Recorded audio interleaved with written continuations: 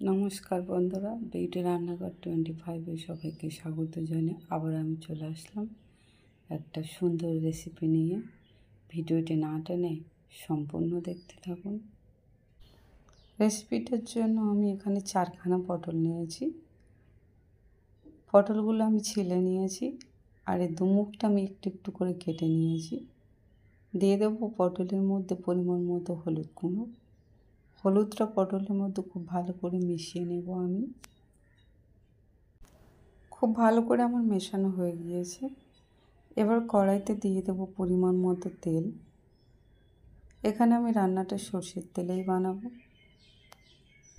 তেলটা আমার দেওয়া হয়ে গিয়েছে। এবার খুন্তির আগা দিয়ে আমি তেলটা কড়াটা চারিপাশে তেলটা লাগিয়ে নেব। আর যে পটলগুলো আমি হলুদ মেখে রেখেছিলাম সেগুলো আমি ফ্রাই করে নেব। পটলগুলো এমনভাবে ফ্রাই করবো যেন সেদ্ধ হয়ে যায়। আপনারা দেখতেই পাচ্ছেন যে পটলগুলো আমি কত সুন্দর করে ভেজে নিয়েছি। এবার পটলগুলো আমি তুলে নেব। এই কড়াইতে আবারও আমি একটু পরিমাণ মতো তেল দিয়ে দেব। তেলটা গরম হয়ে গিয়েছে। এবার এই তেলের মধ্যে দিয়ে দেবো সামান্য চিনি। চিনিটা দিয়ে খুব ভালো করে মিশিয়ে নেব। দিয়ে দেবো এখানে দুটো মাঝারি সাইজের পেঁয়াজ। পেঁয়াজটা একটু ভাজা ভাজা হয়ে গেলে এর মধ্যে দিয়ে দেবো পরিমাণ মতো নুন।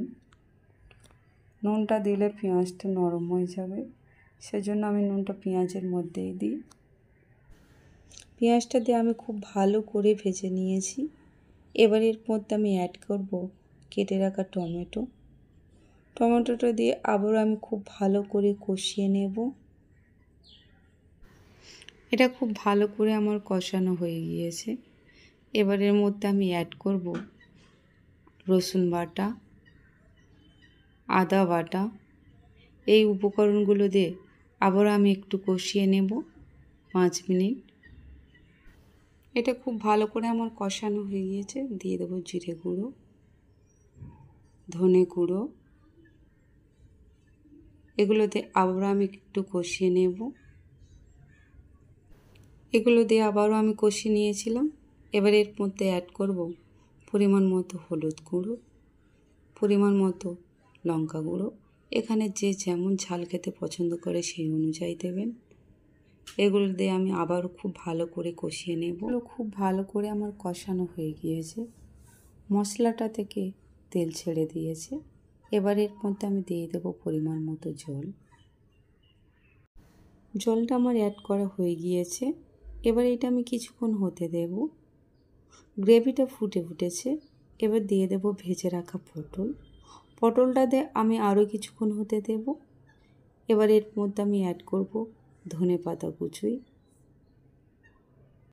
এবার এর মধ্যে আমি দিয়ে দেব কয়েকটা চেরা কাঁচা লঙ্কা।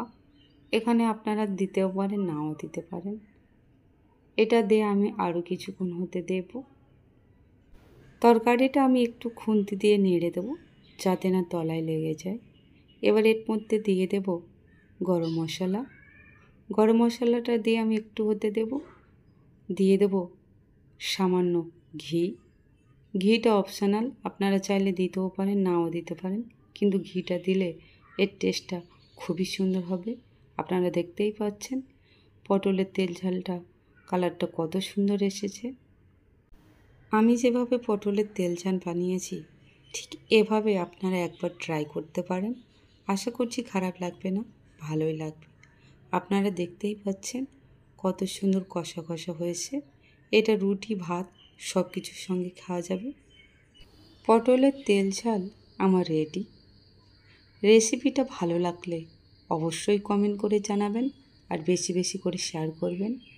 ভিডিওটি ভালো লাগলে লাইক, কমেন্ট, শেয়ার, সাবস্ক্রাইব অবশ্যই করবেন বন্ধুরা। ধন্যবাদ।